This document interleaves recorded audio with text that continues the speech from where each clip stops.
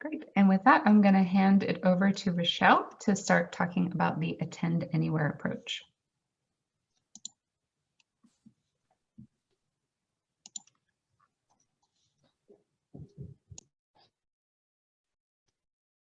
Hello, let me get my screen situated.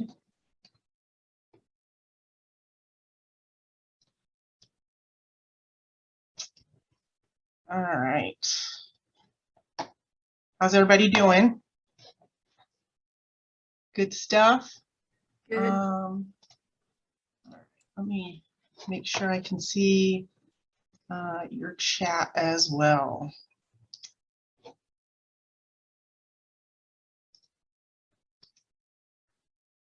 Well, as she mentioned, my name is Rochelle Overton. I am from Central New Mexico Community College. I'm currently serving as an interim associate dean over the business and information technology, primarily the accounting and business areas. When I'm not interiming, I am the chair of the accounting and financial services as well as full-time faculty. I teach mainly accounting classes, both intro to intermediate levels, computerized, and stuff like that. So that's what I would normally be doing were I not an interim. So I wanted to start off with a little group discussion. Feel free to type into the chat, or you can go ahead and unmute and talk with everyone. But the first question I have for you is, what happens when a student is absent from class? What are some of the things that you can think of that might happen for that student or even for the instructor when the student is absent from class, when they cannot show up to class? What are some things? Feel free to type them into the chat box.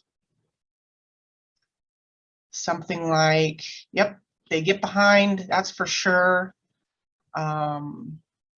Maybe they miss out on their notes, right? Miss some important information. They need help getting caught up. Have you ever had those students who say, I missed class, did I miss anything important?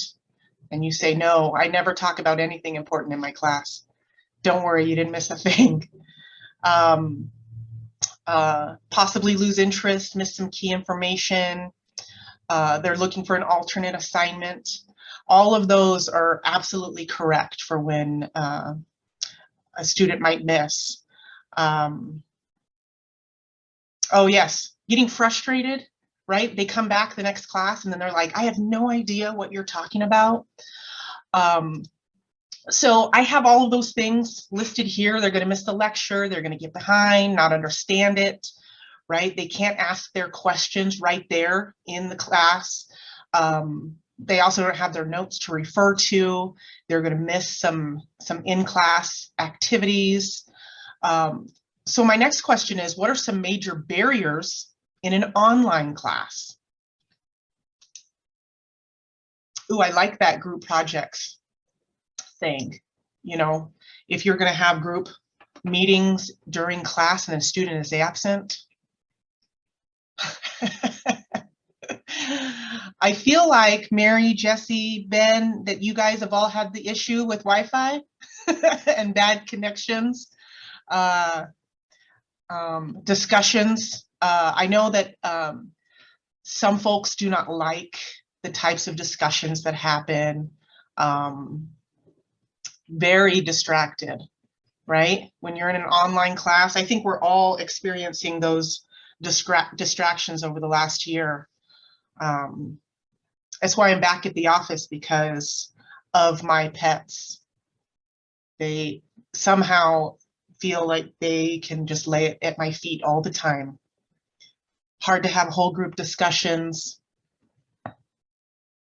Great, thank you guys so much for those. I have some of the similar ones. There's no face-to-face instruction, right? They're gonna have to kind of navigate the stuff on their own. A lot of self-motivation. Some of you guys just mentioned lack of digital skills. Delayed communication with your instructor, right? In an asynchronous class, you have to email or message your instructor and you may not hear back in the time that you are right, needing to do the work. You have limited resources sometimes online, and there's no set class times. You really have to be motivated enough to get in there and get your work done when needed. Oh yes, body language, right? I'm usually sort of animated. You may see my hands going, but these are some serious problems. You guys, I'm going to take some of these and I'm going to add them to my lists. If I ever do this presentation again, I'm going to borrow your answers here. So basically what I'm trying to get at is that there are some barriers that come with taking an online class, as well as certain issues that you have if you miss your in-person class. So what we've done is we created what we call Attend Anywhere, and we do that here at Central New Mexico Community College. I'm in Albuquerque, New Mexico, and we call it Attend Anywhere.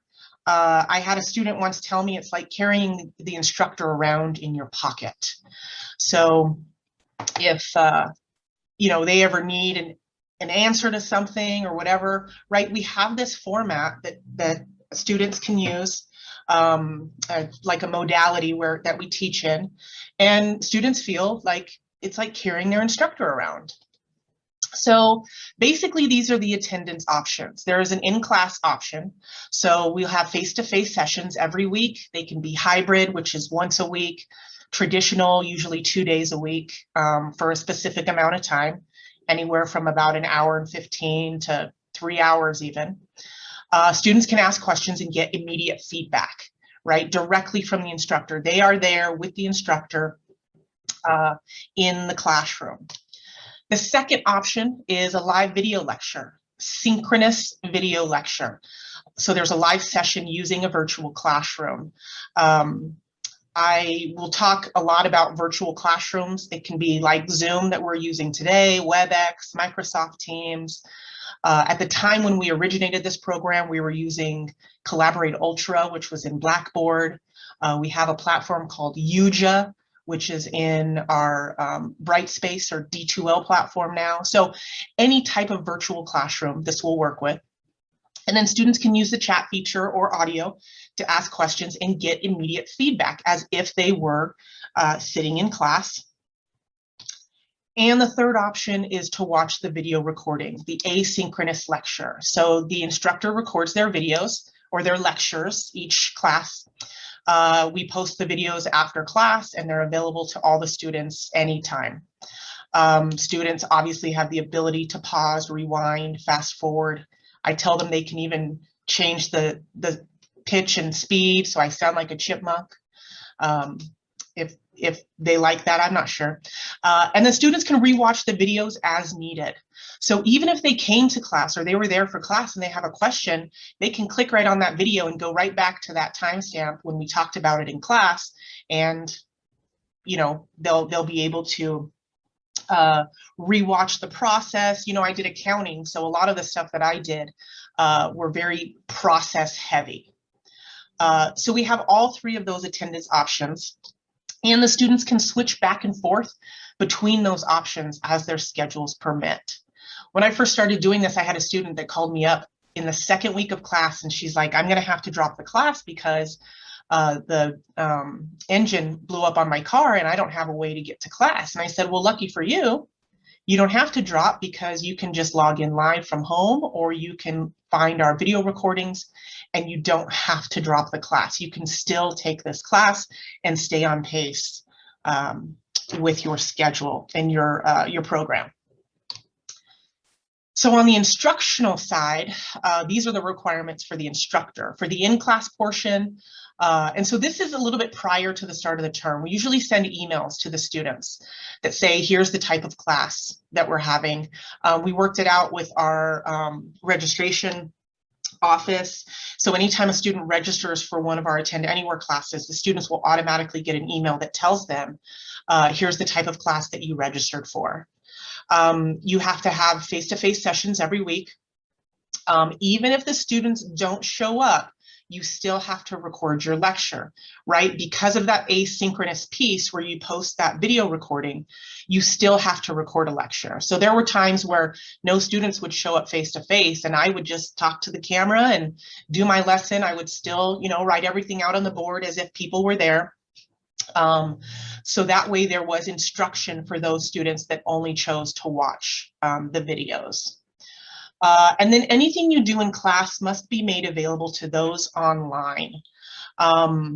So if you ever have like in-class assignments, I have those sometimes. Basically what I would do is after class, I would post the assignment and then tell everybody, submit this by tomorrow night at midnight or whatever my due date was. And so that everybody had the opportunity to complete it. So you have to let those students know that if they're going to participate asynchronously, like a traditional online class, they needed to check the class every day to make sure there were no assignments or in-class assignments that we had done. And if there were, they'd have to complete those and they would have the time to do so. For the live video lecture portion, you have to use a virtual classroom. I usually set up a link for every single class period. So I had a separate video link for every single one. That was before. Now we're using Zoom. And so we just send out a link that is good for every class period or every class session. And then those videos are automatically recorded to the cloud or to a USB or to the computer. And then you have to take those and post them into your course.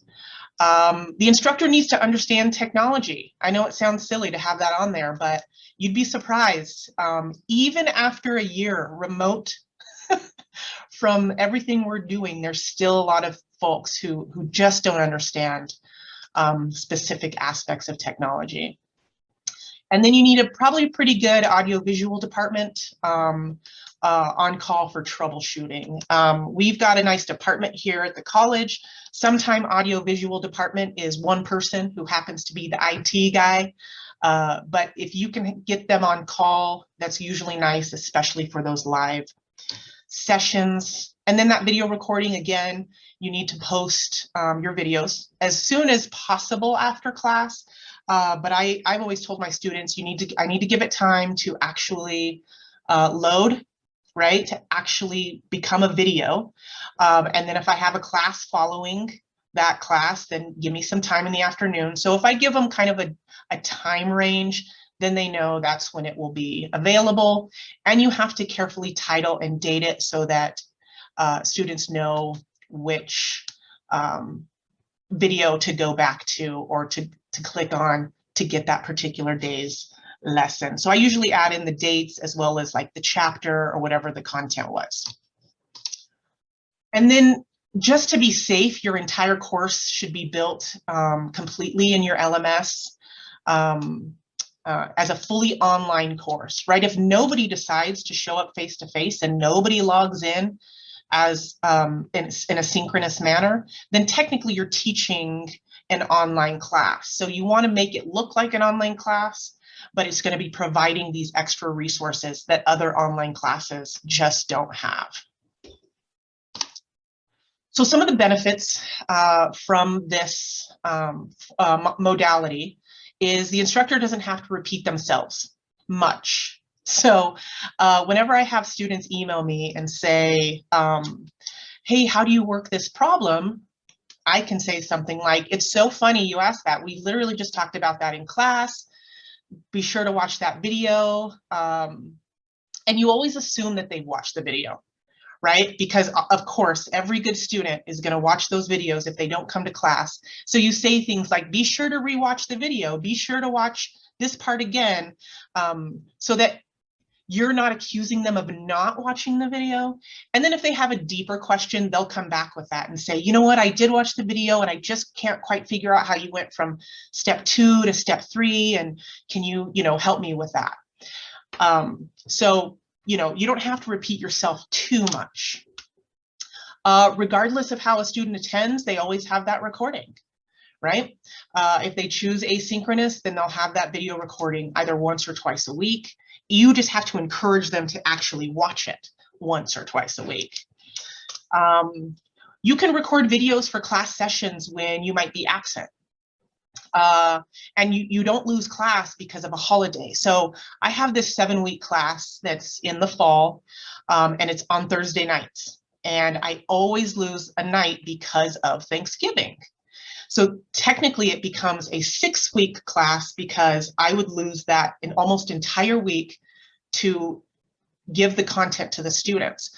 Well, now I just started utilizing the system and creating a video for them so that nobody misses. They still get that lecture, albeit it's a video, but they get the lecture and they get the material, and we don't have to skip a week.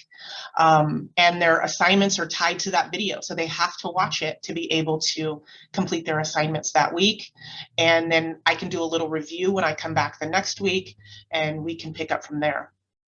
Or if everyone keeps asking the same question, right? Have you ever had that repeat question? You just emailed somebody and the same question comes in from somebody else. You can make a quick small video utilizing that entire system and post it in your class. And then you just tag that video with whatever the title is, and then you can continue to use that video, or you can utilize it like as an announcement or something. Hey, in previous classes, a lot of students had trouble with this problem. Here's some more information about it. And so you start building up this repertoire of videos that you can use in future classes. Online students have lecture material and example problems completed in class. So I don't know how many of you have ever taken a class, a math class, or something that's heavily processed like accounting in an online format, right? The textbook is like this thick, right? I could probably pull some down here. They're like this thick, and you don't really know what's important. They say to read chapter 1, but what part of chapter 1 am I going to be tested on? That's what everybody wants to know. What part of chapter 1 do I need to know for the homework, right? So that's the stuff that they're going to get out of these videos, because they're going to watch an hour video where I'm going to tell them, here's exactly what's important. Here's the step-by-step on how to solve it, or how to get through the project, or whatever it is you're doing. And don't read those pages. I don't care about that stuff. Focus on this. That's what students want, right? They want to know what to focus on. And the instructor, again, I just talked about this, can stress what is important, right? No more guessing. I'm big on telling my students, put a big star on this one. I really like this problem. You might see it again, right? So they know this is important. I need to make sure I remember this when it's time to take the test. So in phase 1, we started back in fall of 2018, and it went through that term or that fiscal year into the summer of 2019. What I had to do is I had 2 sections of a class. And so I was intermediate accounting. I got section 1 and section 2. So there was a max of 60 students because our caps are 30 students. So I had 30 in 1 and 30 in 2. And what I had to do was I had to just create identical courses. So this class was full of 30 students and this class was full of 30 students. On the first day, because nobody knew what was happening, so on the first day I had to tell them, hey guys, here's how this class works. If you want to come to class, this is the time of class. If you want to log in live at the same time, you can log in live. Or if you want asynchronous, then you can watch the video. I'll post it after class. So it was a little bit of extra work because I had 2 different course shells. I had a possibility that 60 students at one time could decide that they wanted to come to class. Never happened, thank goodness, but it never happened, but it's a possibility. We had to, get specific technology in the classroom, utilizing our virtual classroom. At this time, it was Collaborate Ultra. So I was the one that had to test out the camera and the microphone and the virtual classroom and the recording and how do I post it. And so I'm sort of developing this manual, right, in my head as I'm working through these things every day. Students could still attend based on their needs or wants. And I provided that mixture, in-class stuff, online coursework, and everyone was still learning at this time. So this is kind of where I learned a lot of the stuff that I'm talking to you about. And we called it BlendFlex. Some of you may have heard of HyFlex. It's sort of the same thing, except we have the three options as opposed to just the in-person and live. So we added that asynchronous video recording. So all that happened in the beginning. In phase 2, we came up with our snazzy name, Attend Anywhere. We started in the fall 2019 and we went through the spring of 2020. I think phase 2 was cut a little bit short, primarily because, right, we all went remote. We lost the ability, at least at CNM, the ability to provide that in-person option. So we still provided the time, right, the time that students could log in for live synchronous session, and we're still recording our videos, so the students still had those asynchronously. But we also added some special coding in our registration system. So now we actually were able to have one class of 30 students, and we can split it up with 2 different course numbers, but they ended up being stacked together so that they can just be one course for the instructor. So there was never a possibility that 60 students were going to show up, only a possibility that 30 would show up. And so what we did, we created a dedicated website that talks about this new format, and it basically would list all of the classes that were offered that term on that website. So if a student wanted more information as they were going through the schedule and they clicked on it, it would take them to this website and they could read more about it. Those 2 sections were cross-listed in the schedule of classes, which means that if a student clicks on one, they'll see that it's attached to the other CRN. So what we did was we put 15 seats in the face-to-face portion and 15 seats in the online portion. So if you just wanted to take it as an online class, you would register for that one. If you really wanted to come in person, you would register for the face-to-face portion, and all 15 of those would equal the 30 that were in that one class. In the LMS, we would actually merge the classes together. So the faculty would only have to design one class instead of designing 2 identical classes.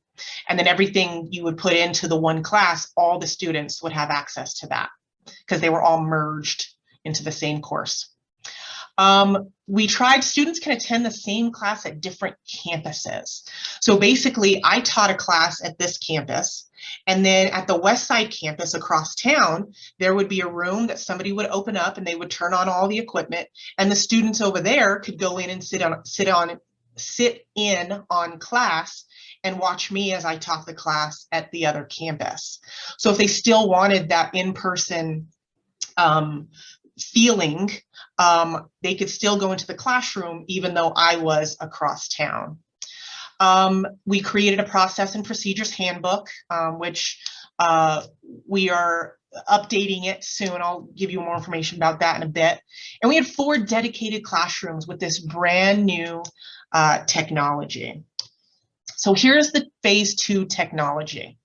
If you look in the top left-hand corner, that is our 86-inch interactive display. So when you turn that on, it actually is like a touch screen, except it's 86 inches huge. If you look at that picture across the bottom, you can see it up on the wall between the whiteboards. And basically, when you turn that on, there's a pen you could use. You could even use your finger where you can go up and you can put markings on there. So if you brought up your PowerPoints, you could actually annotate on the PowerPoints as you were working. You could create blank documents and pull those up and write on it, and then you could save it and you could post that into the class later in case students wanted to reference it. There is in that the camera that we use is in the top right. That is an HD Hudl camera. It's attached to the ceiling, and basically it rotates. And so we have a little remote control, and it will face either the middle. It can get the entire room. It can get the whiteboard on the right or the whiteboard on the left. Wherever it was that you were working, you could just use the remote control and it would follow you around. In the bottom right-hand corner, it shows the drop mic. There were 2 of them, one in the front of the room, one in the back of the room. So it picks up all kinds of sounds. So if you had students in the back who were like trying to have a side conversation, if you watch the video recording later, you could hear their conversation. So I was told them, you guys be careful what you say about me because I can go back and listen to it. In the middle of the screen, up at the top, attached to the ceiling, is a 43-inch confidence monitor. Originally, that was supposed to show me what the students were seeing while they were watching the video at home, but they couldn't get the pictures to work out correctly. And so what I would do is I would take the chat feature and I would put it up onto that screen. And there was a tiny little ding. Every time somebody would chat something in, a little ding would go off. So I would know to look up at the monitor and I could see the chat right there. And so any students who are watching live were typing stuff in and they could ask questions in real time and I'd be able to answer them for everybody. And then down at the bottom, you can see those two monitors. Those are our podium monitors. We got a special arm put into a podium. And so those can actually swivel around too to face the instructor while we're up at the board. So this is our phase 2 technology. You'll notice on my next slide that we learned less is more when it comes to technology. We really only need the camera, a ceiling mic, and the 2 large monitors. We have 2 large monitors so that one can hold whatever it is the teacher needs to see, and one that can actually be projected up onto the screen in the classroom or to be used for chat or whatnot. If the arms are going to swivel, right? If the monitors can swivel around, then we can have those facing us. We didn't need a confidence monitor to hang down or anything. So we still have the 2 classrooms that have all of that stuff that you just saw, but now moving forward, we've only been putting these items in each room. Instructors really need their training, right? Even if it's just to show them how to turn it on and start recording. And instructors don't know how to use a virtual classroom, right? Most of us know how to use Zoom or WebEx or Microsoft Teams or whatever your specialty is. Now we know how to use that, but a lot of faculty aren't actually scheduling their own meetings. They're just attending meetings. So they're clicking on start, right? They're clicking on join meeting. So they need a little bit more background in the virtual classroom, especially now that, you know, you can do breakout rooms and polls, and there's certain ones where you can put a whiteboard up on the screen and everybody can participate in it. So there's a lot of things you can do. And so we want to just make sure that they're trained on how to use the equipment, how to turn it on, how to turn it off, you know, how to record and stuff like that. The remote classrooms were not utilized enough. So across town at our West Side campus, if I drove from here to there, it'd probably take me about 30 to 35 minutes, depending on the traffic. And for a student to go to a classroom at another campus and the instructor was not actually physically there, there wasn't enough interest in that. My idea and what, you know, I'm passionate about is getting these remote classrooms into our rural areas, right? We have areas that are just 45 minutes away, an hour away, 2 hours away, right? We have a lot of reservations where if we were to create one room for them that had some technology and 30 students went to that one place on their reservation, which is 2 hours away, and then I taught the class live here, right? That's what I'm looking, that's what this thing is good for, is that we can connect with them. They don't have to waste 4 hours, right? 2 hours here, 2 hours back, just to take an hour-long class. So that's really what I'm trying, that's what, in the future, that's kind of where I want to go with this, is how do we get them to take our classes and they don't have to leave where they are. So that the in-town remote usage just wasn't used enough. And this format is definitely not for everybody, right? Some people just don't like to be recorded, right? Some people don't like to know that their likeness and their name is out there, right? I guarantee that some of my students have downloaded my videos and shown them to their friends. Every once and again, I say funny stuff, so who knows? But I know that my videos are out there, right? And then group work, it was a lot more difficult with Collaborate Ultra. It's a little bit easier with Zoom because you can send people off, right, and bring them back, but you don't get to record breakout rooms, right? And so I try not to do group work in my Attend Anywhere classes because I can't really get that feeling, and it's hard to get the 5 people that might log in live online and the 5 people that might attend class. It's hard to get them in any sort of mixed groups, right? They would always have to be separate groups that come back to the main group. So I kind of took that out of those particular classes. So if you're really heavy on group work, this may not be the best idea for you, but it still may work. You may have a way to make it work. And I have ideas on that too. We could talk about that later if we have time. And so now we are in phase 3+ is what I call it, or Attend Anywhere XL. And that started in the summer until now. So that's when the pandemic came, right? We went to remote learning. We couldn't teach our actual face-to-face classes. We are yet fully back face-to-face here at CNM. We have, for the summer, I think we'll move to about 25% face-to-face, and in the fall, we'll move up to about 40% face-to-face. And most of those face-to-face classes aren't Attend Anywhere. Those are our health professionals, our applied technologies, right? Electricians and carpentry, stuff, that hands-on stuff, and then our culinary. So right now, our business and accounting haven't quite moved back face-to-face. We have a new teaching format that came along since the pandemic called RTO, which is real-time online. And basically what that means is it's a synchronous class.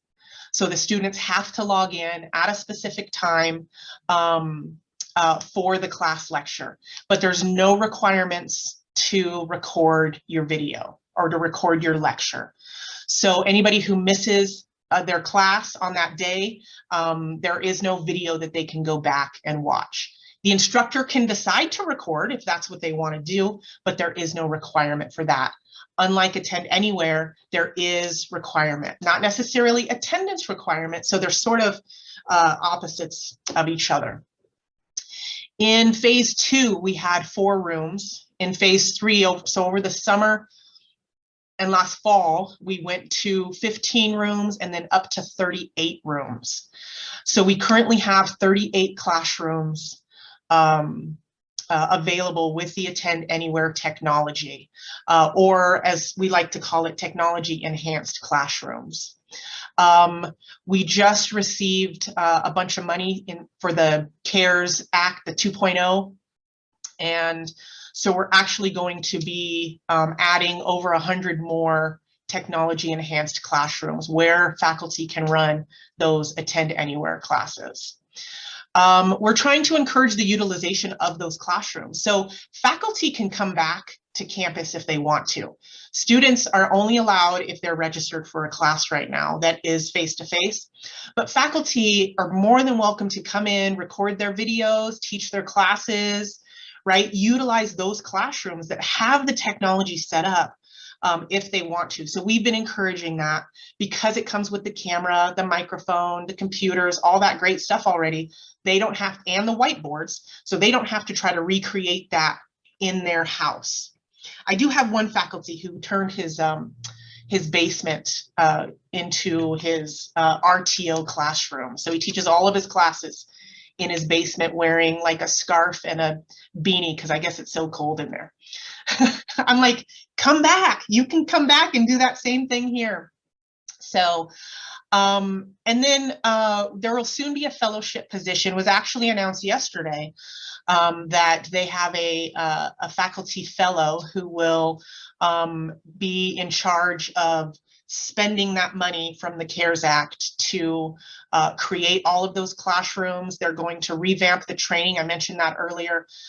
They're the part of the training and the new policy procedures handbook. They're going to recreate all of that as part of this fellowship. So between now and I think they have to spend the money by February. Isn't that a tough life if somebody's like, here's all this money, go and spend it. I would love that. So she'll be taking on this project and recreating those handbooks, redoing the training now that most faculty don't have to get to know those extremely enhanced rooms like the one I showed you earlier, making sure everything gets ordered and installed, and probably before she's done even leading a couple training sessions, so that once we return fully or as our percentage rises, those faculty are trained to start teaching Attend Anywhere. We're sort of in a time where, and I'm sure you have friends and family who you know are in this situation who are still uncomfortable about coming back, even with vaccines or whatever. They have some personal issue or health problem or something along those lines where they're just uncomfortable still. And I feel like we're going to run into a lot of students who are like that. So the ability for them to attend a live session from the safety of their home, and then still allowing those who want to come back because they prefer in-person teaching, right? Now we can still have them all in that same class. And so that's really become a benefit of Attend Anywhere. So a little bit of student feedback. Bill Gates said, we all need people who will give us feedback. This is how we improve. This is why we're currently heading into phase 4 of Attend Anywhere. We keep calling it the pilot phase because we just haven't quite figured it out, right? There's still something out there that needs to be tweaked or fine-tuned. And as a faculty, and you may all feel the same, is that each year or each term, we do it differently. We got a little bit of feedback and we said, okay, I'm going to change that next time. And we continue to do that until we come up with this amazing sense of this is exactly how it's supposed to be, right? And we couldn't do that without feedback. So here's some of the good stuff that students have said. They love the videos. They help them understand the material, helps prepare them for exams, right? I've had students that even though they attended class, they've gone back and rewatched videos so that they could actually prepare better for their exams, relook at those processes. They get the step-by-step process for homework. Assignments are easier now. Tips and tricks. I don't know how many of you have taken an accounting class, but it's not really intuitive sometimes. And so along the way of all the years I've taught accounting, I've come up with these tips and tricks that you won't find. You're not going to find them in a textbook anywhere. And those are some of the ones that the students love because I said, you know what, I know your book says A, but I want you to do it B way because this is going to be easier. You're going to understand it better. And they love those tips and tricks. My favorite is that second to last bullet, that I've got a great personality and great jokes. I pretend like that's about me. Mind you, this was sent out to people over 5 different instructors, but of course that's about me. And then that one you've already seen, it's like carrying the instructor around in your pocket. With the good comes the bad, some technical issues. There was one time in class where the camera, when you turned it on, the image was upside down. And we, for the life of us, could not figure out what was wrong or how to fix it. And so I still taught the class. I just sort of, what I told them was to reorient their laptop screens or just to flip their laptops upside down. But what I did, I would hop up and down every once and again so you'd see the top of my head finally come into the screen, but they got the audio, right? And so there were just some things that we had to do to make the classes happen. Some people wish there were more pictures and videos during class. None of their other classes have videos like this. I don't know if that's a bad thing. To them it was because, you know, they prefer these videos. We've actually spoiled a lot of students because they want all their classes to have these videos and these resources. And then we have, of course, the ugly. Trouble locating the videos, even though they never moved and they were in the same place the entire term, right? 15 weeks, still there, still there. They didn't plan their schedule accordingly to watch any of the videos. I put that in the ugly column because I'm not sure that's the instructor's problem, right? And that obviously we need to remind them about the videos at the end of every week. I'm pretty sure I reminded them at the beginning of every week. It's not enough. It's never enough for those students. So now this last part is basically, what do you need to be able to teach in this format? Some of these things may or may not apply to you, but basically it's how do you get all of the people that you need sitting at the table to be able to do something like this. So the first one is high-level stakeholder buy-in. The best thing about us is that this all stemmed from our Vice President of Academic Affairs. So I already had that high-level buy-in right away. And he's kind of guided this throughout everything. Like I said a second ago, all the right parties at the table. We found that that's not just convincing faculty to teach in this format. That's having the VP, that's having somebody from enrollment services, registration, cashier's office, the people that run the scheduling, so our master scheduling office. Obviously, you need faculty there. You need the faculty supervisors there to make sure that this is something that you can do. So you need a whole lot of people at that table to make sure that this is something that you could implement. I say dedicated classrooms, but all that really means is a classroom where you can utilize the technology. Low-level budget, right? Not that room that I showed you earlier on the presentation, or maybe not even the one where less is more, but a room where you can move, where you can put a camera. Maybe it's a camera on your laptop. Maybe it's the camera, you know, I just have this little rink-a-dink camera I bought on Amazon on my computer. Maybe it's one, we have these ones that like follow you around the classroom.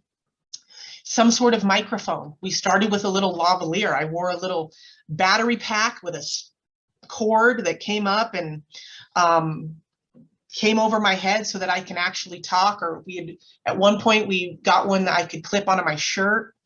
And then you need a virtual classroom. So you need to be sure you have access to somewhere where you can send out a link so those people can come in and watch synchronously. So it doesn't have to necessarily be a dedicated classroom. We have 4 classrooms right now that we call Attend Anywhere classrooms, but all of the other ones can be used by anybody, but they will have that extra technology if they want to run an Attend Anywhere class. It's a small budget for that stuff, right? It's got to come from somewhere. You may be able to have people who can donate it, but eventually you may need a small budget where you can get those items. Special permission, right?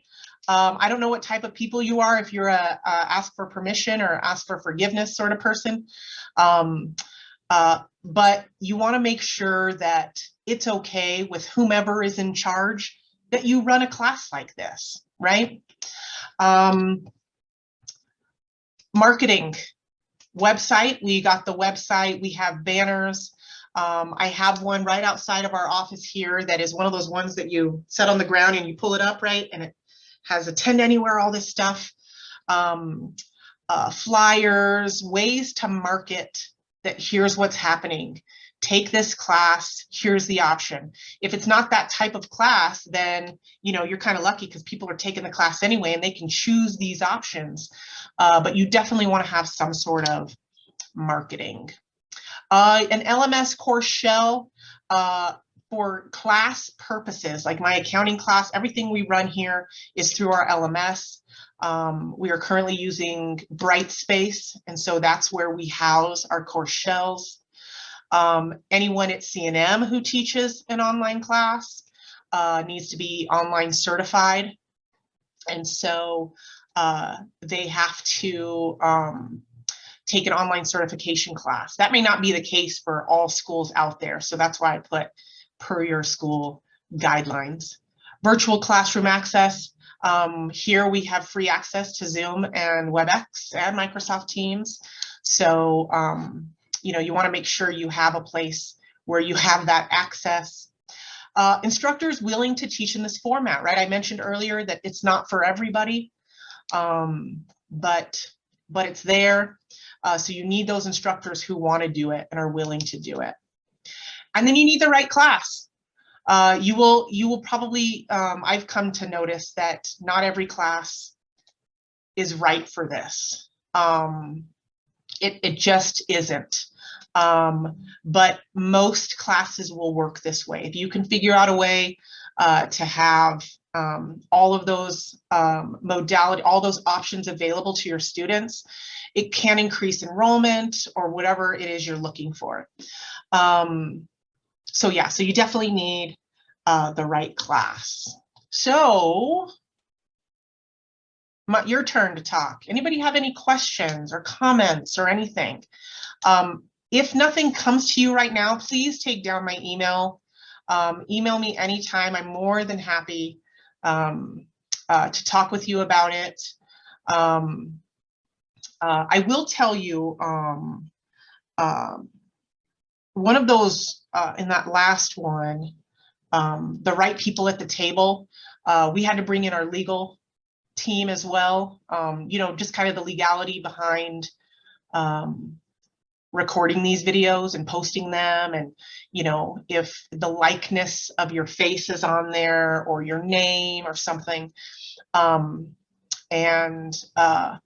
For now, it was fine so long as we included in all of our materials that they were going to be recorded. The students are getting that message when they register that this is how the class is set up.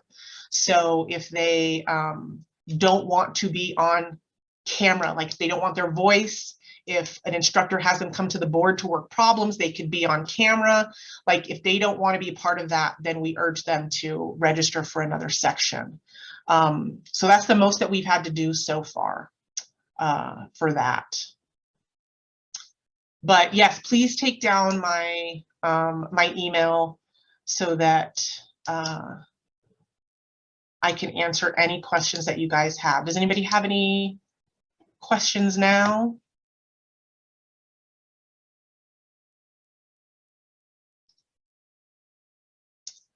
Let's see. Yes, so this question is about attendance. Basically, we are keeping track of assignments. So Attend Anywhere modality is more of an assignment-based type class. So what we tell them is if they miss 2 assignments in a row, or they missed a specific length of time, then they could be dropped for quote unquote non-attendance, because completing their assignments is attendance. For these classes, attendance isn't necessarily required because they have that asynchronous piece. Because they are allowed to watch those videos, then they're still considered coming to class. They just have to remember to actually do their assignments, excuse me, and log in regularly. So, Rochelle, I'll hop in for this question just because I know the Nevada policy. So if they are in the classroom, obviously their attendance is counted for those hours. If they watch it from home or wherever synchronously, then those hours are counted. The asynchronous piece is a little bit trickier in Nevada just because it hasn't really been done. But I believe if they do some sort of assignment that refers back to the video, then that work counts the hours. So if the video, for example, is 2 hours long and then they take like a 5-question quiz that are questions referring back to the video, if they do the quiz, then they can get the hours for watching the video. I will double check that with Nancy at the Department of Ed, but I believe that that is how you can count the attendance for the asynchronous piece. They need some kind of work that proves that they watched it. We have one of our new systems in Brightspace called UJA, allows you to actually embed quizzes into your videos. And so that's a little bit different because you're recording yourself live. But if you come up with a couple questions, you can always, right before you post it in the class, you could put it into that video editor, add in a couple questions, and those answers automatically turn into an assignment that can also be used for something like that. I don't know what other products actually allow for that, but that's also an idea to get those who watch asynchronously to get their attendance / participation. Or you can just create a quiz that, they can only get those answers correct by watching the video. I would do things more like, what did I say at, about this? That way, that they watched it. It's not something that they can just find or look up in the book. Yeah. And Jill's asking where you store the videos. Yes. So prior to moving to a different LMS, we were able to store our videos and keep them in Collaborate Ultra in the class because we had access, and you could click on a button that says make the video downloadable. And so before excuse me, before we switched over to the new LMS, I just downloaded all of my videos, and so now I just have them like on my own hard drive, my separate hard drive.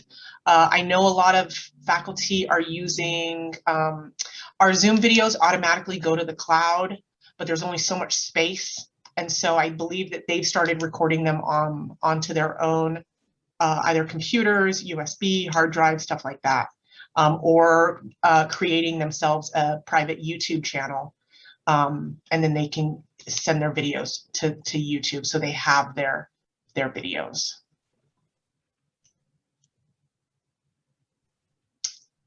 Great.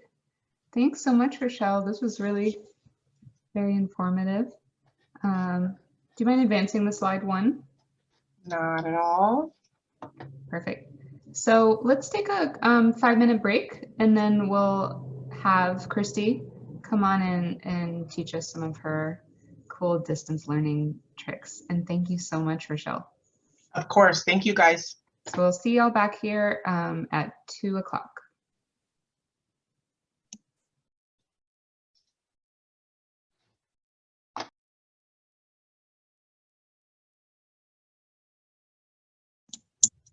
Okay, it's 2 o'clock, so we'll pick back up with Christy Reyes presenting strategies for effective remote instruction in adult education. Hey everybody, I hope you're having a great Friday. It is Friday, yay. So just a little bit longer and you can start your weekend. So glad to have you here. My name is Christy Reyes. I work in North San Diego County in the non-credit ESL program of a community college. And in 2015, I had a sabbatical, had the opportunity to do that, and I got my online teaching certificate from 2 different organizations. So I felt pretty good going into remote instruction, but there were so many unknowns, as you know, and it's been a real interesting year, we'll put it that way, as in a nice way, right? So welcome. This is our agenda. We're going to start with some introductions as a short warm-up. I like to lay the foundation always with what is high quality instruction in adult education, and kind of then show you how it compares to what's considered high quality online instruction.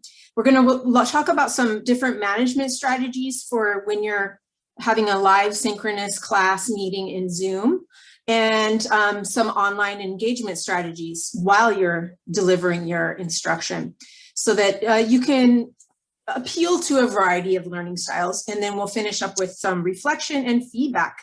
So here are the objectives. Again, just that for you to understand. I think it's going to be quite clear to you the similarities between high quality instruction was delivered face-to-face on ground with online.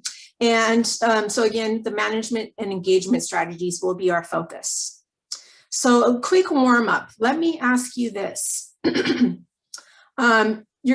you type in the chat, or if you would like to unmute yourself, please feel free. This is meant to be very interactive. So either get your fingers ready, or if you like to talk, I'm really more than willing to listen. So how do you usually help students get to know each other and feel comfortable when you're in a classroom, a physical four-wall classroom, and maybe it's the first week of class? What do you do? And then how does that compare with online? What are some things you've done online? Because creating that community is so important in adult education. So how has it worked out for you? If you can answer those two questions in the chat, or unmute yourself and let us know.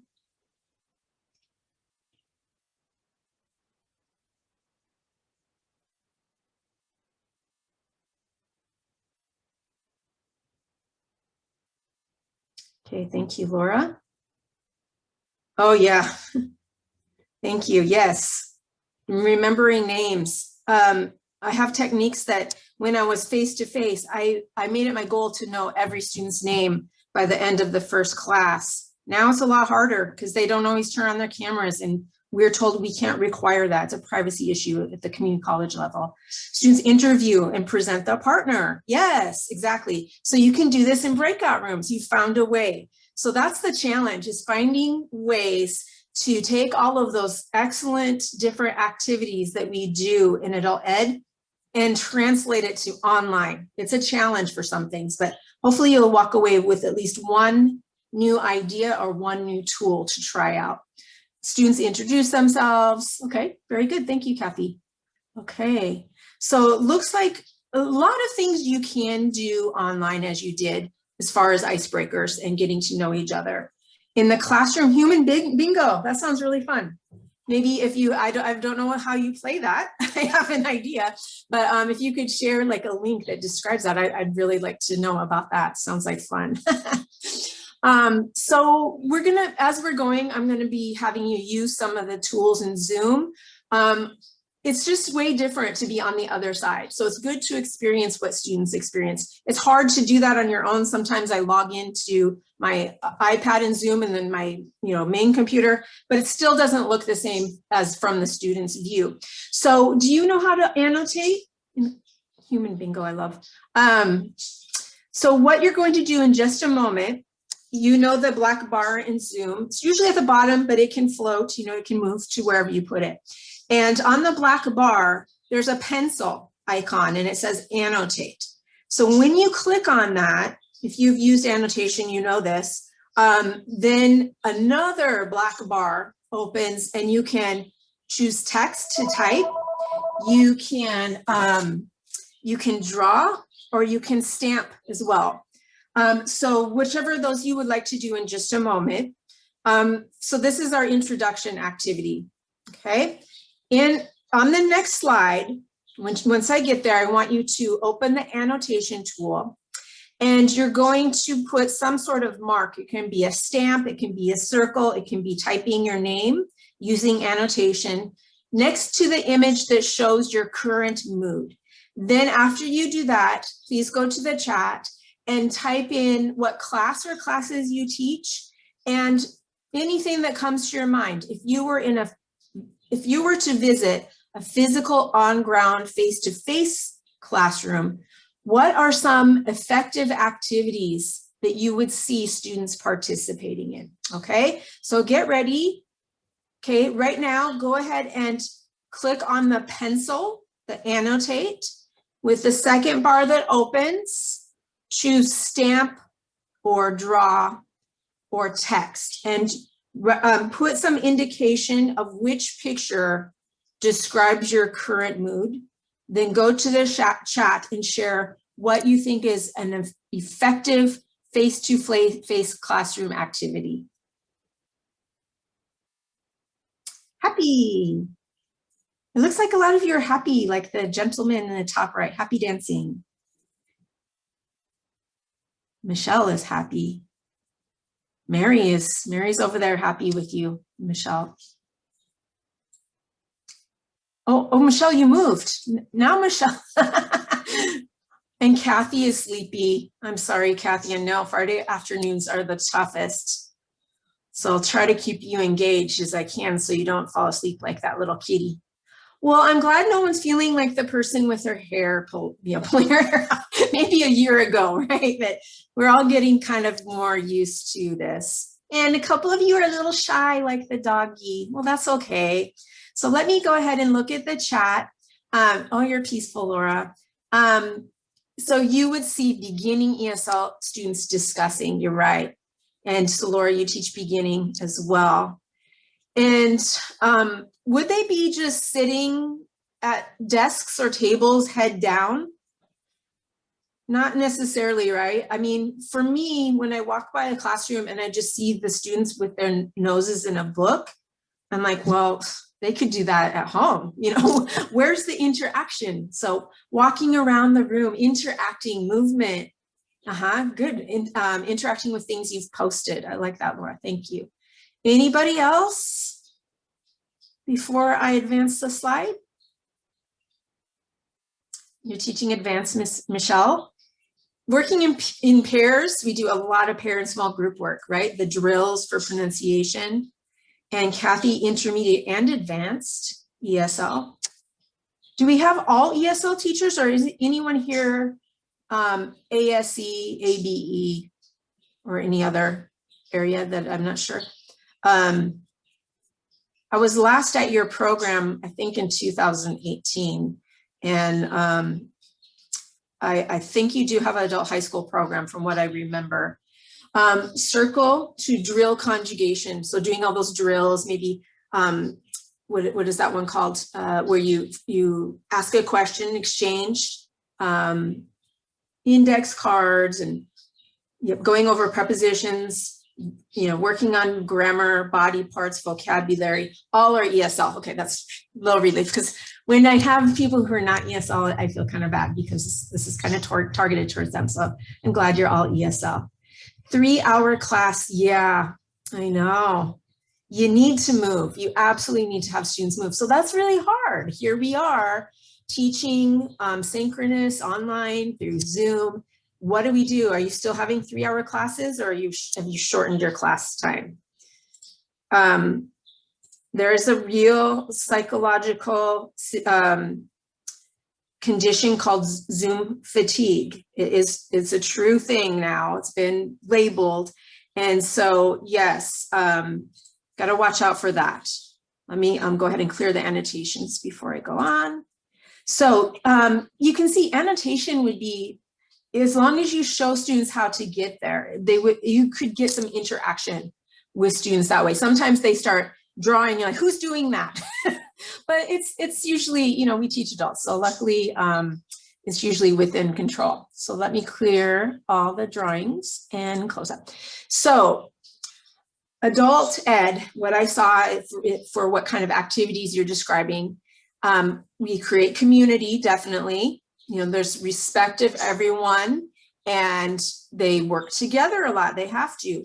We have a lot of active learning. So as you said, they're getting up, they're moving, they're talking to different people. So we do our best to keep them engaged, even in 3-hour classes. I don't know if you've ever asked students. One time I did ask students, is the class too long in your opinion? Like, no, it should be longer. No, I can't teach 5 hours. You're kidding me, right? We are experts, but so are our students. They bring such rich backgrounds that we often act more as facilitators, like setting up activities and helping them do things rather than a lecturer standing at front and being the expert, right? Student-centered. It's about students. It's about their needs and their goals. We give student choice and student autonomy, which is something really beautiful that we can do in adult education, as not as much in K through 12. And then we always just need to make what we're teaching relevant to students. It can be a challenge sometimes, but you should always try to relate the content, even if it's grammar, to students' lives and their goals. Then they will stick around. So these are the traits of high quality online instruction. I'll just be quiet and let you look at that. It's not really that different, is it? It's not so different from what we do in person. So we need to recreate what we do in person, all those great things that we do so well in adult ed, we need to put it into the online environment, which is tricky, okay? So no differences. I was gonna have you share in the chat, but I think it's pretty obvious. There are no differences. So just a couple things about classroom management. I am still working on this. This is really challenging. I have students talking over each other a lot, you know, and things like that. But our job is to create that inviting, warm, classroom environment still, have active learning, a lot of student-student interaction, teacher-student interaction, and giving students a chance to reflect and give us feedback. So one thing that's really good to do is to, just like we did when we were teaching face-to-face, have predictable routines and patterns. So if you can share in the chat, when you were teaching in person, what were the first things students did when they came into your class? You can share in the chat. You're still doing 3-hour Zoom meetings. You know, me too. And my students, like, aren't you tired? Like, no. It's all about, making sure that you have engaging activities and that's just not listening to the teacher, right? So when my students would come into my physical classroom, first they'd sign in, they look at the clock because I require them to put the time that they truly arrive. And if they have to leave early, they have to clock out, the exact time. Oh, great, discuss the goal. So yes, my students usually see the agenda either on the whiteboard or projected. And then it's really good to have your objectives or goals for the day. It gives students an idea of where this is going and how it relates to them. Maybe you have do now activities. Some other routines be things like sending your class announcements or emails to students or texts regularly at a predictable time. So it's, once a week on Mondays at 5 or something. If you have assignments, having them in one place. So if you're not using Google Classroom or Canvas or any learning management system, maybe creating a simple Google site where they can always go back and visit what they're supposed to do for homework or the assignments that are coming up. And it's a good idea to finish class with a little exit ticket, just checking in. Could you please let me know if there's something that is confusing today, and then you can cover it tomorrow. Well, it's a little bit hard in Zoom to have the clock and a do now activity and everything, but there is this free site you can pay. Isn't that cute? This one is actually the one I use on Monday mornings. So this is called Classroom Screen. It's free, but you pay if you want to keep your screen or anything. So Monday morning before my class, I go into my computer and I set this up. There are many different backgrounds, okay? So you have these beautiful backgrounds. You can even upload a background, of Vegas or something, right? You could have just a color background, and then you can add all these different things. I'm gonna keep the squirrel because I like him. And then you can add dice, lots of different things. I'm going to add a video. So I have this nice relaxing music that students come in and listen to. And so what I do is on here, I'm going to go to where it says media, and then I just paste in the URL for the video like this. And there's a little video that they can be watching. Maybe it's something related to the class, but for today, I'm just going to put this music, this relaxing music with the Aurora Borealis. So I might be having that playing. And then I also have a calendar. They can know what day it is. I also then put up a clock so that, we're all starting at the same time. It's a 12-hour clock. So I'm going to go there to the regular, not military time. I put up in this, wrong one. I put in a timer. So when it's time for the break, I put the 15 minutes and they'll hear a little ding. When it's time to come back from the break, you can put in text So maybe you could add, good morning, everybody. Please get ready to check the homework worksheet on page 200 or something. You can put it in text. So this it's kind of like what we're doing in a face-to-face classroom, all the things they're seeing. It's otherwise in Zoom, you can't share so many things at the same time. So that's my first tool to let you know about. It's worked out really well for me because then everybody's seeing the exact same time that we're going to start and the exact time that we're going to come back from the break. I can tell them things to get ready because there are always some people who are early and some people are late. So they can be preparing for the actual class to start and so on. So that's the first tool I want to show you. Do you think that would be useful for you? It's a very simple tool, but it's just something that gives that predictable routine and pattern. Okay. I just let someone in, Katie, someone was waiting in the waiting room. Anyway, another thing about management, maybe it's not such an issue anymore, but you probably, every time you have a new term, is to go over Zoom. And, you know, maybe some students are really used to it, but there are some that need it repeated, the information, or if you're going to, you know, use a new tool like a annotation, or you want students to do something on a whiteboard, you can go over this. These are the slides I use. When you get this slideshow, this is the link and you're welcome to, you know, modify that for your own use.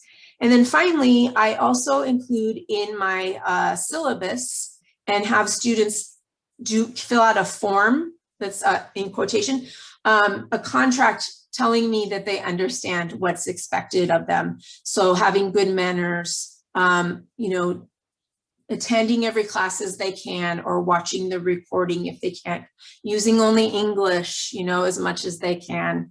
I teach more of an advanced level. So, you know, I also put in there about honoring academic honesty by not just having someone else do the quiz. And I talk about that. So I think that's really important to set down, you know, I want to say the rules at the beginning, just so everybody's on the same page about what's acceptable and what's not. Is there anything regarding classroom management that's worked really well for you? I can tell you it's not worked for me. I just can't do it. I can't bring my two. Yes, you will share all of these slides with you, Michelle. I can't really bring myself to ask students to raise their hand. It's just not what I usually did face-to-face. So I'll pose a question and someone will start talking. Maybe two people start talking at the same time, but you could have them use some of the tools in Zoom to raise their hand and so forth, you know. Anything else that comes to mind? This, you think, I've got this down now regarding classroom management? Yes, Laura, you're right. Have the students make the rules. Then they know the rules, and then they know what's important because they've told you what's important to them. That's a great idea. Yeah, excellent. Okay, so let's talk about some engagement strategies. 3 hours, let's face it, is a long time. And I know you do not just have students log into Zoom and listen to you for 3 hours. So can you share in the chat, how do you ensure when you're having your Zoom class meeting, how do you make sure that students are engaged, that they're participating? There's no right or wrong answer here. Just what do you do?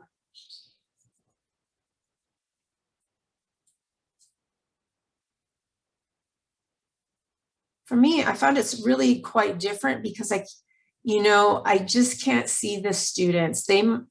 Whereas if we are face-to-face, I could see Jose, put down your phone, right? Or something, but it's tough. Thank you, Michelle. Breakout rooms, 4 to 5 times, yes. Because in the classroom, we're having students talk to each other. So we need to do that, use the breakout rooms. Call on students. Thank you, Kathy. Yeah, sometimes you call on them. Lots of discussion and interaction. It's very hard. It's very hard to have the body language, and our ESL students need it, don't they? They can't always understand, definitely, have a hard time with sarcasm, right? Or humor. So it is tough, yes. So you're right, the breakout rooms are probably our best tool. I've asked my students, let's see, it's been 1, 2, 3, it's been about 4 terms now that I've been in Zoom. Every term I ask students, what did you like most about this remote instruction?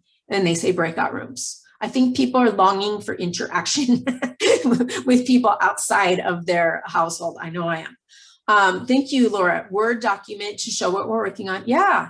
So using Word, to when they're sharing their ideas and typing up so they have the visual of what's being discussed. Give the answers, type in, read aloud, email these notes to them. Excellent, excellent, very good. Yes. So they're following your course. That's great. Well, it is really important to have students do something every 10 minutes or even more frequently. I remember Time Magazine a few years back, they came out with this article and it said that the average person, human being, has a shorter attention span than a goldfish. So I don't know much about goldfish, but yeah, today people are having shorter attention spans. So be careful about choosing your virtual activities. Yes, that they can be used in breakout rooms. They should be interesting, fun, and make students practice. Yes. So we can't just say, go into the breakout room. It has to be modeled. I'm going to talk about that in a minute. Yes. So we need to limit our teacher talk. This was what I noticed right off the bat. I was talking all the time. And we need to get students talking because the speaking skill is the one that they want to develop usually the most. That's one they need.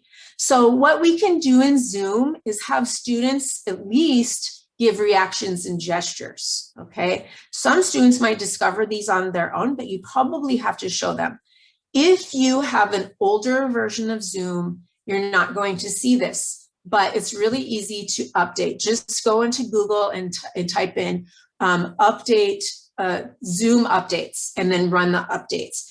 With the updates, what you'll see in your black bar is you will go all the way to the right where it says more, and then you go up and it's the second one down after chat and it's called reactions. When you click there, you're going to see something like this little screenshot with the emojis. If you don't see that, then you have the older version and then you can have students, I would ask them to update and maybe take them through that so they know how to do that. But where they would probably see some of the nonverbal things that they can use is in the participants. So in the black bar, participants, and then you go to your name and more, and that's where you will see the other older version Zoom. So can you just try this? Could you see if you can make a reaction? I just want to see if you are able. Because then when students know that students will be talking, another student will applaud their classmate. So it's kind of useful. Yes, thank you, Kathy. I see your thumb up. Yes. So that's a simple thing. If you want everybody responding, but not, everybody yelling it out, you could ask them to respond. Do you agree? Give me a thumb up. Okay, something like that. Okay, Katie has a poll that she's going to open, and polls are really easy to set up. They're fast, they're effective, they give us good information in a very short amount of time. Katie, can you open the poll? I don't know if I can. Katie, are you there? Okay, maybe Katie had to step away. I don't have the control over this, but anyway, I was gonna have you see, have you used polls? If you can say yes or no in the chat, have you used polls already? Okay, good. So if you haven't, Michelle will show you, okay? It's really simple. I put this link here that shows you how to do it. And you just open it, you put in a question, you have multiple choice answers, and that's another way that easily students could be engaged by asking them to answer in the poll. Okay, not with students yet. Okay, good. Any other tools that you would use for polling? There are several. Yeah, watching the results on Google Forms as well. You could do a type of polling on Google Forms and it creates like pie charts and things for that, like that. Yeah. Okay, so that's just another way to engage students is with polls. There are other tools like Poll Everywhere and a few others, Mentimeter, and they're all free. The only thing is I like to use the one in Zoom so students don't have to go out of Zoom. Some of them are getting more proficient with that, but you know that some get lost a lot of times. Okay, so personally, I don't like doing cold calling. Sometimes I do it because I want students to be accountable for the work. But usually I, like, let's say it's some homework. I send students to the breakout room, they check their homework together, they come back, and then I say, okay, you know, Eric, tell me the answer for number 1, because there's a better chance that he'll have the correct answer if he's already checked his homework with another student. So let me just show you this one. It's called Wheel of Names. Now, maybe you did like me. I always have, there's always one who dominates and who answers every question, always got their hand up, right? Well, this will kind of help cure that. So these are my some of my students from last term. And so what I already have their names in here, but you just type in or copy and paste in your students' names and you click spin. And Joanna, tell us what you have for number 1. And then watch this. It gives a little, okay, yay.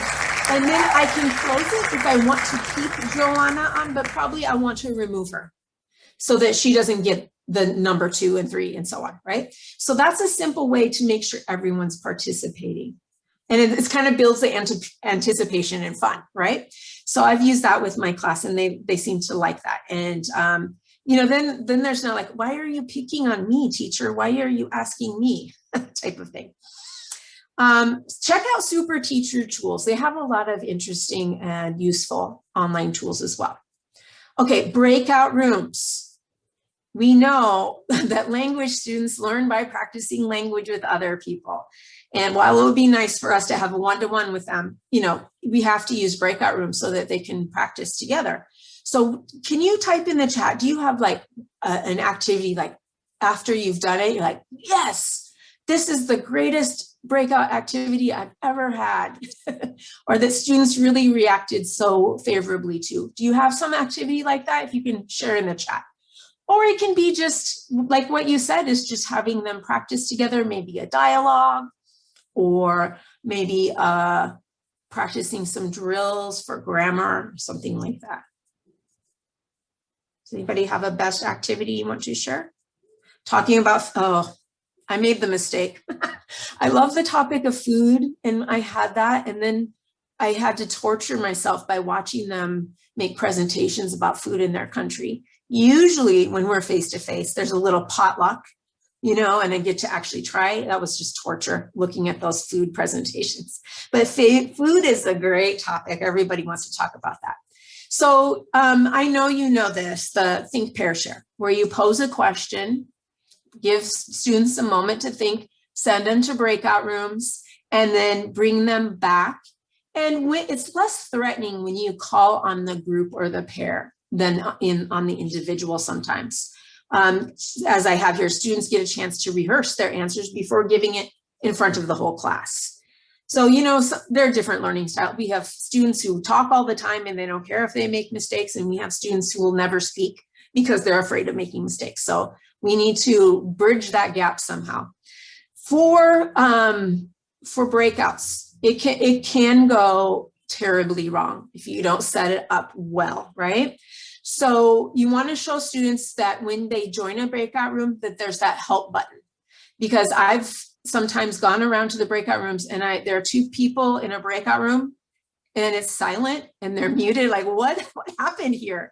They didn't understand, or I don't know what happened. So show them how to use that. They just click on it, you get a little message, and then you can go visit their breakout room and see what the issue is. So I just copied this, but it is Creative Commons attributable to be able to share. But this was from a woman who made a presentation for TESOL International. And I've kind of left that there so you can look at it on your own, but these are some of the ideas there. Before you send them to breakout rooms, model, model, model. And not only just tell them what they're going to do in the breakout room, but maybe have the directions written out, because, you know, some of our students are better readers than audio listeners. So if you read it out, and then sometimes I copy and paste the text instructions into the chat before they go to the breakout rooms. Then when they get there, they can go back to the chat and see what they needed to do if they were lost. It's a good idea to assign team leaders if you have more than 3 students, maybe so that everyone is participating. I like to go with groups of 3. I don't know why, just, you know, maybe one person's a little bit shy and at least there'll be 2 people talking, right? But these are some different team roles. If you are sharing like a document or something and you want students to be able to look at the same document on their devices, find out who in the group is able to share their screen. Before you do that, you want to go to your Zoom settings and make sure that you have allowed others besides just the host to share their screen. Give students conversation frames, very important at the beginning levels, but even at the advanced, sometimes they're like, huh, what did you say? You know, like, so the polite expressions, please repeat that. What do you think, Susan? Well, in my opinion. So I've included a couple of links to places that have posted discussion starters, academic, polite level, formal level discussion starters and conversation terms. You know, to keep students engaged, we need to just ask them. We need to ask them what is going well, what is useful for you, what have you liked doing in the class, what is not so useful for you. So what I do is I have 8-week terms, and after the 2nd week, quarter of the way into the class, I have a Google form. I'll show you that real quick. Oh, actually not that one. Not that one, sorry. Before the class starts, sorry, I have this intake form, and you can look at it. I won't spend the time here, but it asks them what technology do they have? How are they going to be logging into Zoom? What classes have they taken? What do they feel are their strengths in terms of their English skills, listening, speaking, reading, writing? What are their weaknesses? And it just gives me, before the class starts, it gives me a little idea of, oh, Jose is, you know, using his iPhone. Okay, let me have my own iPhone here as well. So when I'm giving him instructions how to use Zoom, I can see how it looks for him. Then I like to use Google for getting other feedback as well. So feedback on the class. Let me show you that one. Actually, it's shorter. That's the one I thought. So this is at week 2, actually. How's the class going? Too fast, too slow, just right? How is the workload? I mean, you could even do this live, right? You could share the link, and then I think that was that you, Michelle, that you said, then you can show them what the class says all together. And then you see, oh, you guys, well, you know, 90% of you say class is going just right, not too fast, not too slow. Oh, you don't like that? That's okay. All right, thank you for letting me know you don't like that. And I'll think of a different activity, because they're like they're our job security, these folks. So we have to keep them happy and help, you know, make sure that our instruction is meeting their needs. And then what I'd like to do in the middle of the class is a Padlet, where I just ask them, how's it going? What do you like? So I'll talk a little bit more about Padlet. I hope you know it. If you don't, you should really check it out. There's so many things you can do. So it's funny. I told them they don't have to put their name, but they put my name. So the first person who posted kind of set the tone for everybody else. But then I like to do this as something that they can all see, because maybe they can affirm something that's not working for themselves, or maybe they can see some examples of other feedback. Not all of our students are accustomed to giving feedback to a teacher, right? And then I give an end of class survey to see how to do better for the following term. Are there other tools or ways that you get feedback from your students? And what do you do with their feedback? If you can answer that in the chat, if you have anything to comment regarding that. Yeah, Flipgrid is awesome. Have them send a video. Yes. So Flipgrid, oh my gosh, it's perfect for ESL speaking, isn't it? Send a video back in response. You're having this asynchronous speaking conversation going back and forth. That's excellent, Michelle. For exit tickets too. So you all need to get in touch with Michelle, and she's going to show you guys how to use Flipgrid, okay? It's very useful. That was the one way I got to know my students a little bit better last summer, because in class, I had sort of a big class. I don't know what happened. It was just really hard for me to get to know them. So I had these weekly Flipgrid assignments where they talked about whatever our weekly topic was. So maybe it was food. What is your favorite food? They could even make, go to their kitchen and show me how to make it in the video. So how can we make sure that there are ways to keep students engaged, but how else can we make sure everyone is feeling that we're reaching their preferred learning ways, okay? So we already talked about these 3 things, but the next things, promoting active learning and listening, using a variety of materials, okay? Having students collaborate, give choices, and have fun. So are you familiar with the flipped classroom model? That's been around for about 10 years or more. That's basically the idea that you have students do individual activities, like in college, it would be watching the instructor's lecture. And then, so those activities are done outside of class time for homework. And then when you get to the classroom, and this is how this really works well with ESL, the classroom time, our Zoom time, is for the communicative activities. So you can go on YouTube and find many ESL teachers channels, right? But I like to make it personal with pictures from our school and maybe some people that they might see at our school. So here's an example. This is high level ESL. I made this video that has examples of embedded questions, and then there's this note-taking form.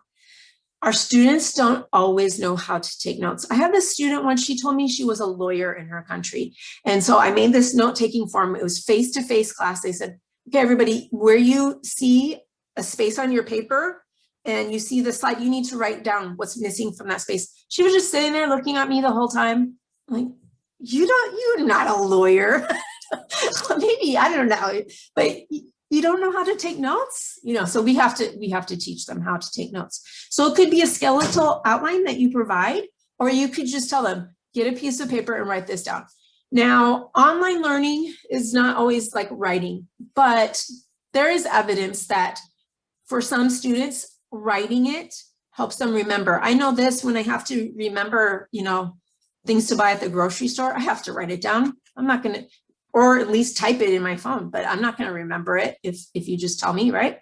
So that's one way to make sure students, if you are presenting some new content in the Zoom room, to make sure that they are actively listening so they don't walk away from the class like, what was that about again, right? Next. Oops, sorry. This way I'm pretty old school. This is the best technology there is, index cards. But it's true, I've read some research, and the best way for students to remember and practice vocabulary is index cards. So when you're teaching vocabulary, this is what I actually send them a couple of sheets like this, and then we go through it, how to do it together. And then we work with Quizlet, of course, but having them write it down and write a sentence about themselves really helps them remember vocabulary. So vocabulary, I'm sure you've had this. We read something, we go over the vocabulary, the next day it's gone from their head. So there has to be built-in repetition and recycling of vocabulary. So you can do that with Quizlet. You can have one card deck of flashcards and Quizlet that you just keep building on, or maybe you have separate ones, right?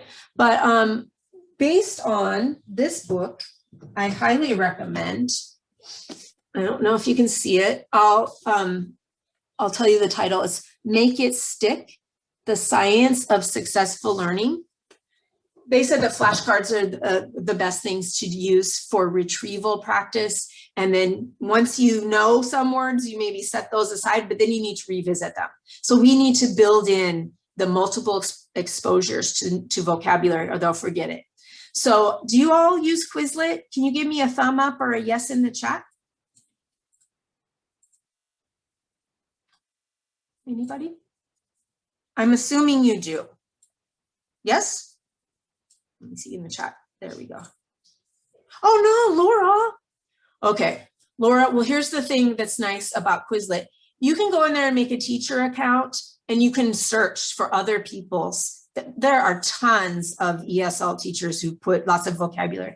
I looked in there once and the whole academic word list is there. I wouldn't give my students all of that because it's something like 500 words, but you can find, and you can have definition with the word, or you can have the word with an image as well. They can do that. So perfect for beginning ESL.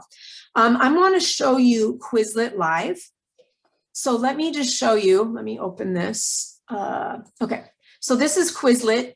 So Michelle, you just make an account, you type in the word, you can choose the definitions from the site, from other users, or you can type in the definitions. That's all you need to do. And then it creates flashcards, it creates learning games, spelling games, a test, and 3 different games. Have any of you, did you do, okay, yeah. Okay, don't feel guilty. This will be your next tool to explore with your class, Laura. But I went in there and I found this one on prepositions, okay? So when you play Quizlet Live in person, students are on their phones and it's making these groups and they have to get together and put their phones together and work together as a team. I can't have them do that in Zoom. We can't, right? They can't get together. So Quizlet has changed the system just a little bit.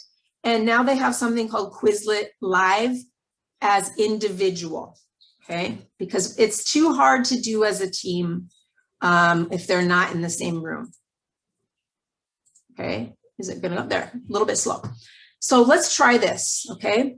I'm gonna go to individual. Then after you choose individual, you can choose, for example, you could choose word and definitions, or you could choose definition and words, okay? So whatever you think would be better for your class. Let me see, I'm gonna choose question and answers. I'm gonna do that one. Okay, so now I want to let you know, you want to go to the options and turn off the music. It always comes on super loud. If you don't, if you like it, that's fine too. But now what you're gonna do, I'm gonna put the link into the chat and you can see it there. It's www.quizlet.live, but you need to, when you're sharing that in the chat with your students, you'll need to put the HTTP at the front. Okay, so you're gonna click on that link in the chat. If you have a phone nearby, you can scan the QR code. When you get to the page that it asks you to enter a code, this is the code you enter, 746, as you see, 449. Okay, so you enter that code. I need 2 players. So anyone who can click on the link and enter the code, and we'll do it very quickly so you can see what it's like.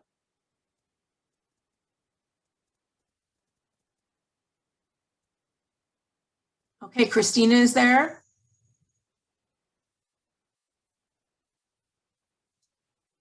Okay, we have 2 people. Anybody else want to join? And what it does too, if you think, oh, everybody's here and you create game, it does give you this option if people are coming in late to add late players as well. I'm going to go with Christine and Michelle though. Who do you think will win? You have any predictions? We'll find out. Here we go, ladies. Get ready.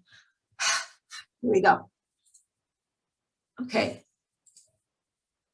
So it automatically named one of you sea turtles and the other of you is frogs. Okay, here go sea turtles. Sea turtles are starting off. Oh, but frogs are not far behind.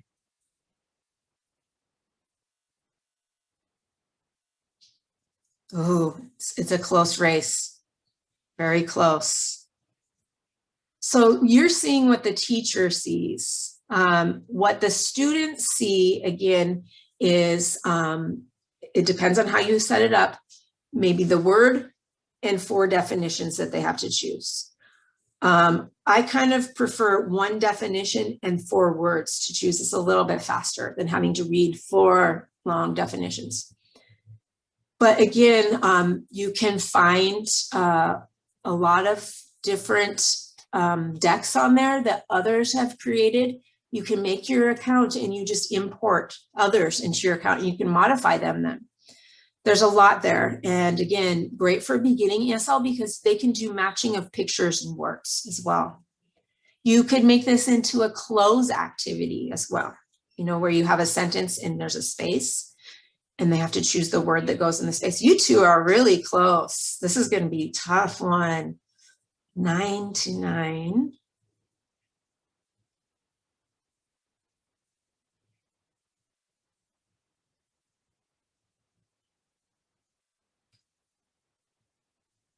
Oh my gosh, it's really close.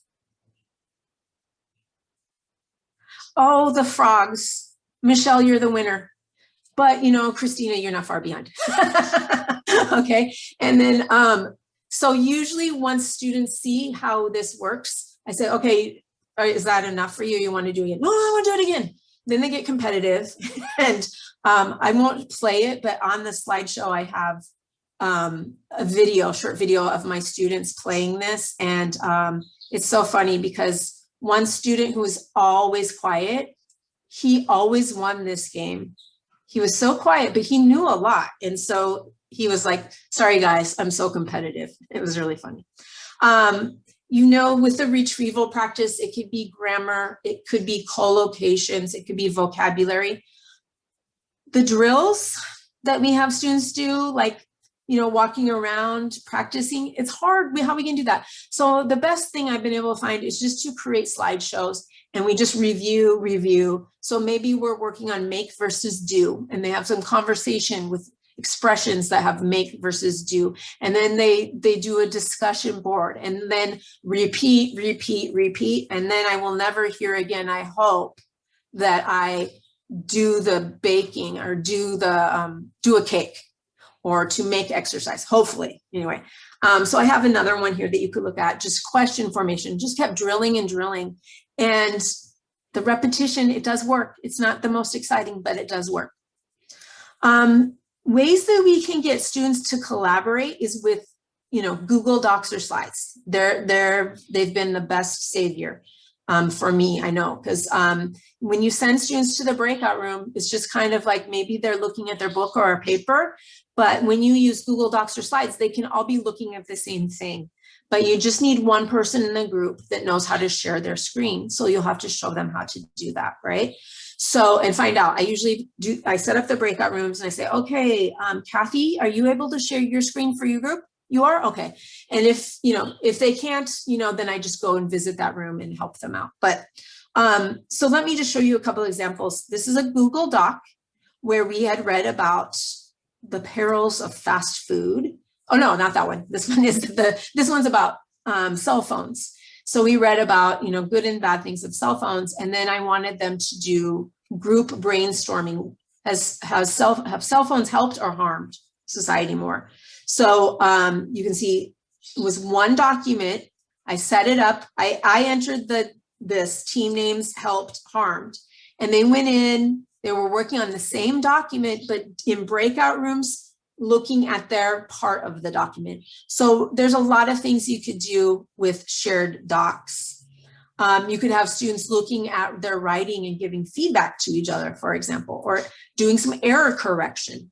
This one I feel kind of proud of because it just came to me in the night one time, but it was in the summer. And that summer I found this YouTube channel that has idioms. It will have all these series of videos with idioms where it describes the idiom, it shows a visual, it explains where it came from and all of that. So students would watch like 3 or 4 videos for homework, then they come together, we go over the definitions, they'd have some conversation in breakout rooms using the idioms. And then when we got to the last week, I was thinking, what can I have them? I don't want to give them a test on the idioms.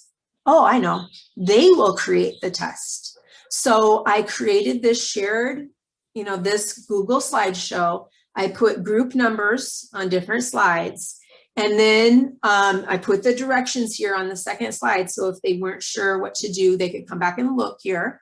And then I gave a couple of examples to help them. So this was my instructional aide and me. And so we'd all been studying these, it was like 50 idioms by the time it was done. And so what they had to do is either write a dialogue or some clue with an image to test their classmates. So what would you say this one is? I can't believe that's this storm. Yes, it's Yeah, Laura. Yeah, Laura, if you didn't go to play the game, then you only see the teacher's view. Yeah, that's right. But if you went into the game, you would have seen. So anybody know this idiom? Yes, it's raining. Cats and dogs, right? Cats and dogs. Yeah. Mhm. How about this one? This one's harder. It's not hard. It's a piece Of cake. of cake. Yes. This may be a harder now. So this was the first team. Do you know any idioms from boxing? You know, when the coach sees, oh no, my fighter is not going to, he's not doing well. He's getting seriously injured. Please don't give up. Don't throw in the towel. Mm.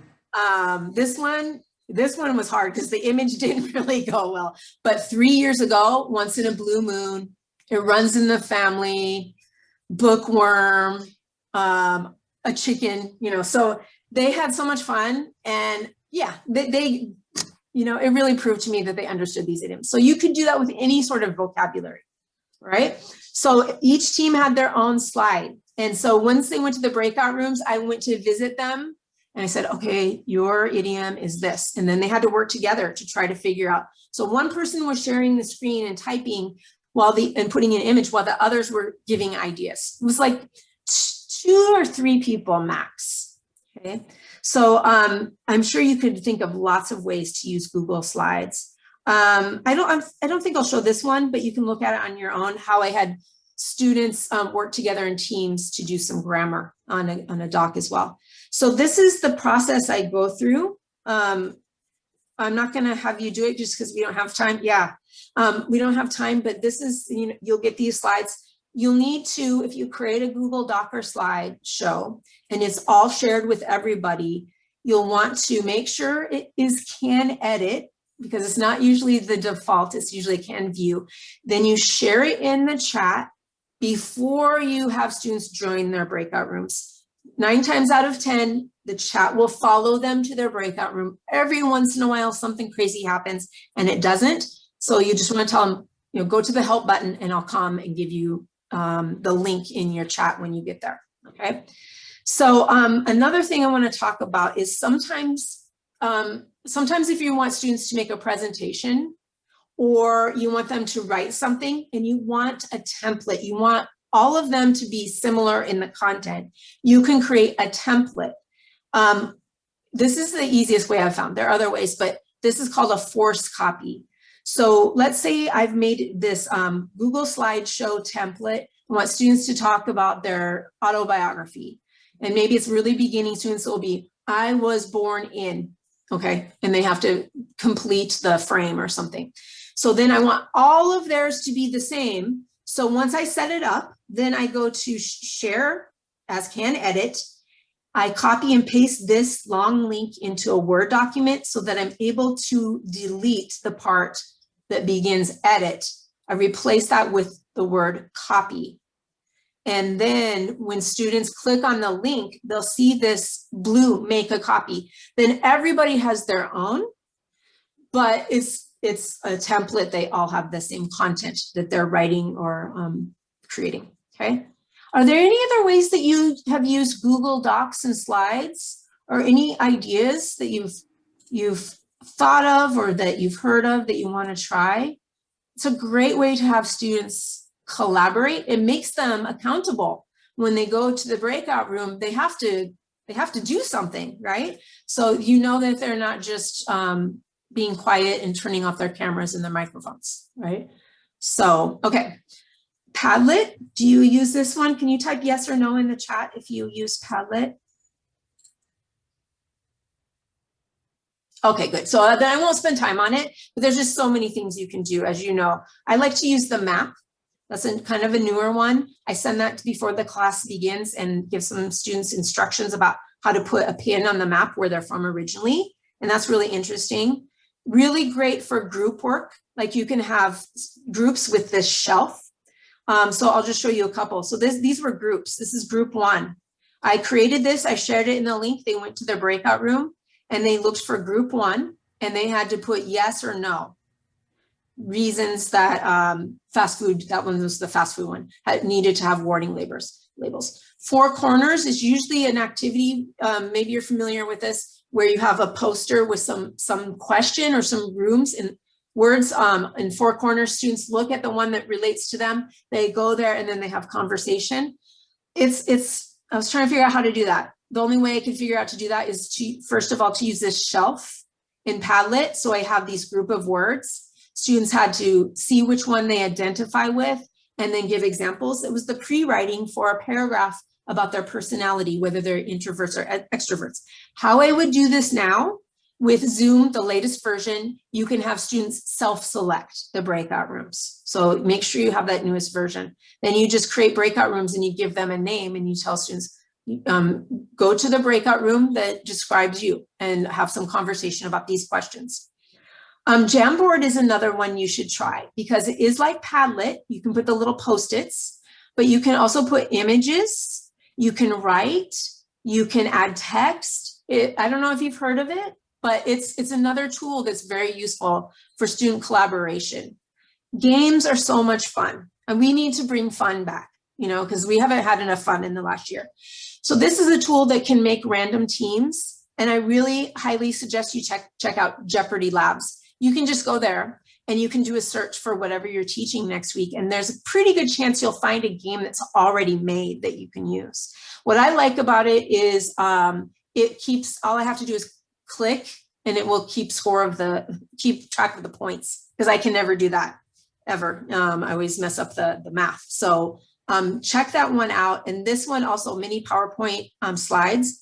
We already did Quizlet Live, but so some of you who didn't go to the game, you saw already what it looks like from the teacher view. So I recommend trying it out together, maybe as a player.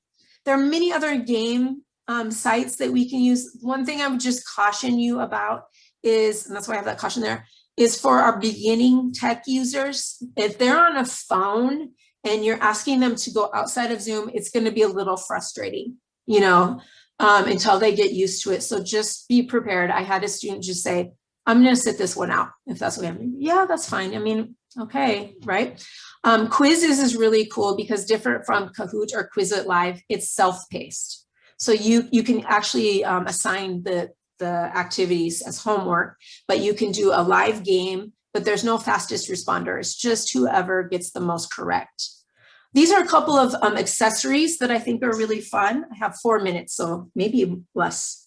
Oh, actually time is up. Sorry, I don't want to keep you, but what I'll do is just, you will receive this. I was going to talk about Flipgrid, choice boards and projects. Okay, these are my final tips, is just maybe, I hope you found one new idea today. Start small, start with what students know and build from there. And I have made many, many mistakes in front of students. And I think it's good for ESL students to see how the teacher handles mistakes. So we need to model for them, because they're going to make mistakes and they're so afraid and embarrassed, right? So showing how we can laugh at ourselves is really a valuable thing to show our students, to model for them. So is there something new that you think you're going to try? I know that was super fast. This could be a 3-hour workshop. I wish I could be with you and we could do it hands-on, but one day, huh? Any aha moment, something new you will try, maybe a new tool, a new activity? I'll let you reflect on that.